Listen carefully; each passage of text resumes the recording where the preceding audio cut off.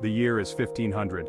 Leonardo da Vinci, a man of restless spirit and boundless curiosity, finds himself at a crossroads.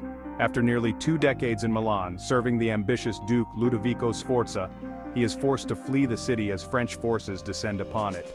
His journey takes him back to his birthplace, Florence, a city teeming with artistic and intellectual ferment. Florence welcomes Leonardo with open arms. He is, after all, a son of the Republic, a celebrated artist, and a renowned engineer. Yet he is also a man without a patron, his fortunes uncertain. The Medici, once his patrons, are no longer in power, and the city itself is a hotbed of political intrigue. Undeterred, Leonardo sets up a workshop and throws himself into his work. He is eager to prove himself, to demonstrate his talents to a new generation of patrons. He begins work on a portrait of Lisa del Giocondo, the wife of a Florentine merchant. Little does he know that this painting, known to us as the Mona Lisa, will become one of the most famous works of art in history. The Mona Lisa is a masterpiece of subtlety and illusion.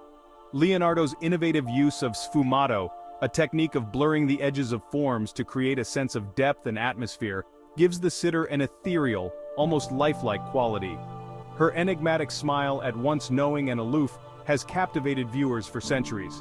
Some scholars believe that the Mona Lisa is actually a self-portrait of Leonardo, disguised as a woman. Others see in her smile a reflection of the artist's own inner turmoil and uncertainty.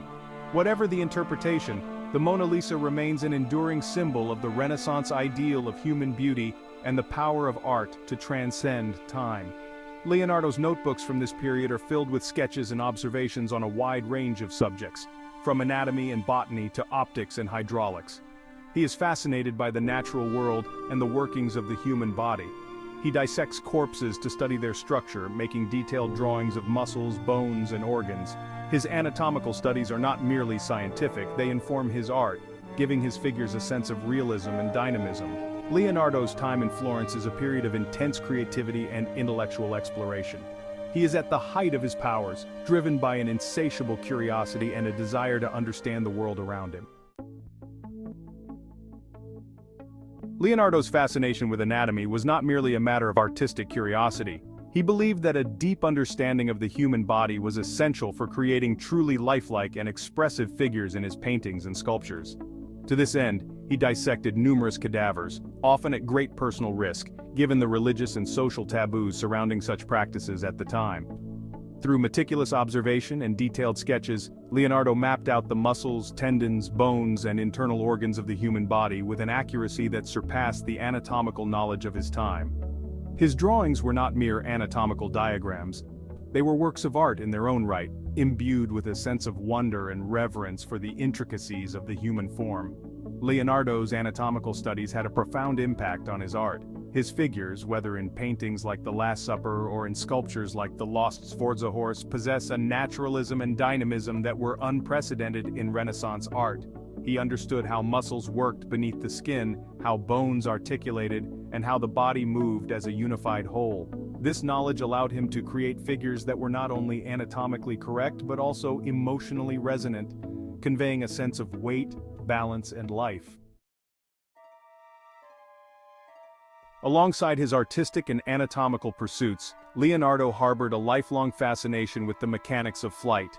He studied the flight of birds with meticulous detail, observing their wing structure, their movements, and the way they harnessed the power of the wind. He filled countless pages of his notebooks with sketches and diagrams of flying machines, some inspired by the flapping wings of birds, others employing principles of aerodynamics that were centuries ahead of their time.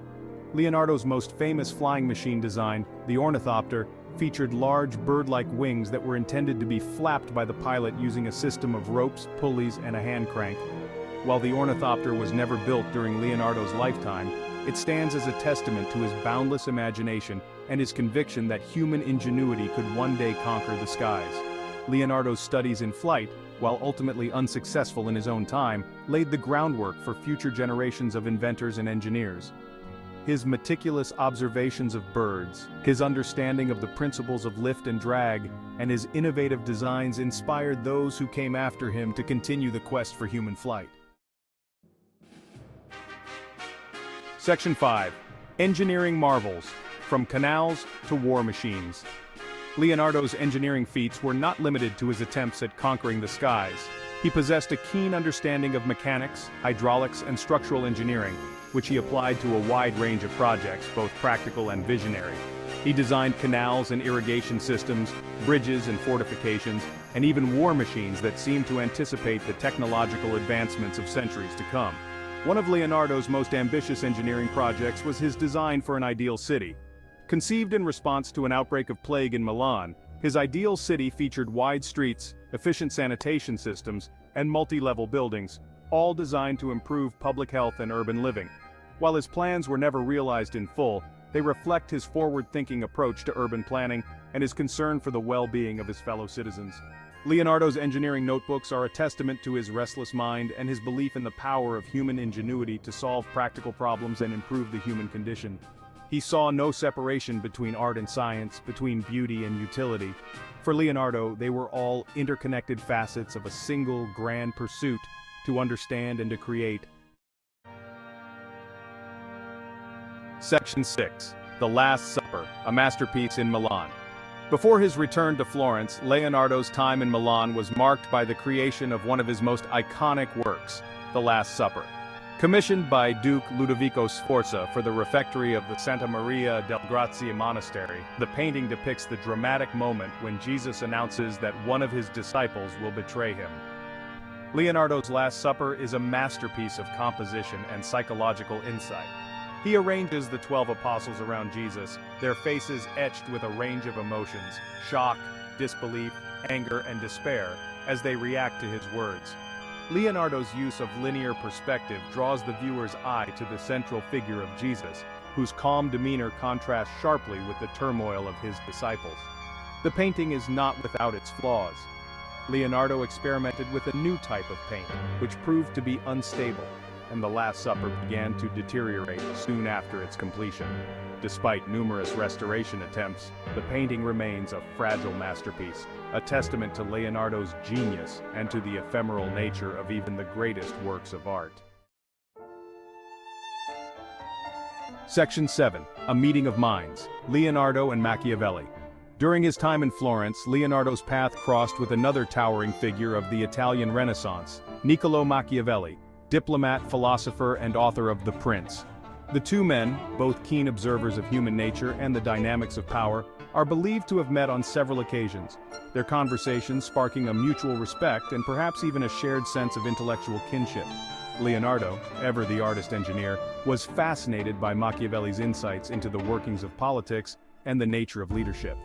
Machiavelli, for his part, was drawn to Leonardo's boundless curiosity, his scientific mind, and his talent for applying his knowledge to practical problems. While there is no record of any formal collaboration between Leonardo and Machiavelli, their encounters speak to the fertile intellectual climate of Renaissance Florence, where artists, writers, scientists, and statesmen mingled freely, exchanging ideas and pushing the boundaries of human knowledge and creativity. Section 8. The Challenge of Pisa Taming the Leaning Tower. In 1503, Leonardo was presented with an intriguing engineering challenge to stabilize the Leaning Tower of Pisa. The tower, already tilting precariously due to an unstable foundation, posed a significant risk of collapse. Leonardo, with his reputation for ingenuity and his understanding of structural mechanics, was seen as someone who might be able to devise a solution. Leonardo studied the tower and its surroundings, making careful measurements and calculations. He considered various approaches, including excavating beneath the foundation and adding counterweights to the structure.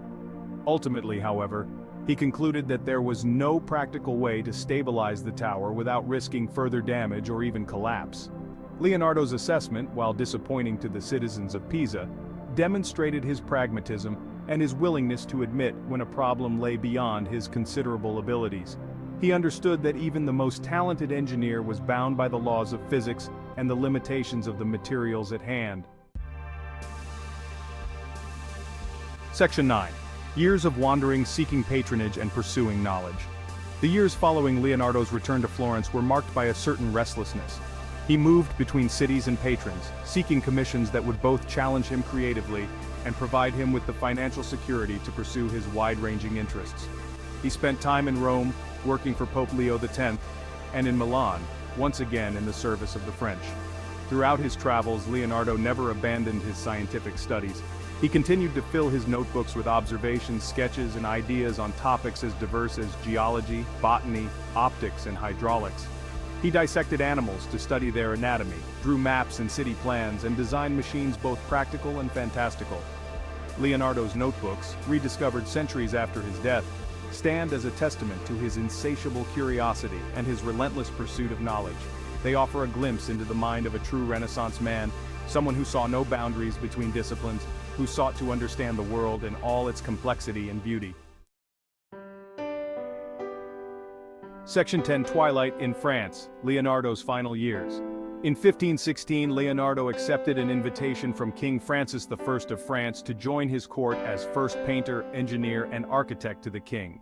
He crossed the Alps with his loyal assistant Francesco Melzi and settled in the Loire Valley at the Château du Clos-Luce near the royal residence at Amboise. Leonardo, in his 60s and in declining health, found in France a haven of peace and patronage. King Francis, a great admirer of his work, provided him with a comfortable stipend and gave him the freedom to pursue his interests. Leonardo worked on various projects for the king, including designs for a new royal palace and plans for a canal to connect the Loire and Saône rivers. On May 2, 1519, Leonardo da Vinci died at the Château du Clos-Luce. He was 67 years old. He was buried in the chapel of Saint-Hubert at the royal Château d'Amboise. King Francis, it is said, mourned him as a father. Section 11. A legacy of innovation, Leonardo da Vinci's enduring impact. Leonardo da Vinci left behind a legacy as rich and multifaceted as the man himself. He was an artist, scientist, inventor, engineer, anatomist, botanist, and more. A true polymath who embodied the spirit of the Renaissance. While many of his projects were never completed and his scientific discoveries remained largely unknown in his own time, his impact on art, science, and engineering is undeniable. His paintings, particularly the Mona Lisa and the Last Supper, continue to captivate and inspire awe in viewers centuries after their creation. His notebooks, filled with his sketches, diagrams, and observations, offer a window into the mind of a genius and provide a roadmap for future generations of innovators. Leonardo da Vinci's true legacy lies not just in his individual achievements, but in his unwavering belief in the power of human curiosity, observation, and imagination. He dared to dream big, to push the boundaries of what was known and what was thought possible. He reminds us that the pursuit of knowledge and beauty is a lifelong journey, one that requires both passion and perseverance. And he shows us that the greatest discoveries often lie at the intersection of disciplines, where art meets science, where imagination meets engineering, and where the human spirit soars to new heights.